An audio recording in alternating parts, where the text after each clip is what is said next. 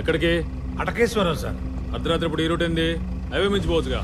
మా సార్కి అడవిదారంటే ఇష్టం సార్, అందుకని.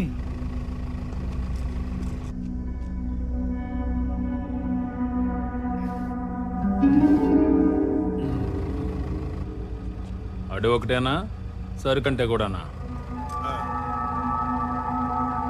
Sir sir sir door తీయకండి.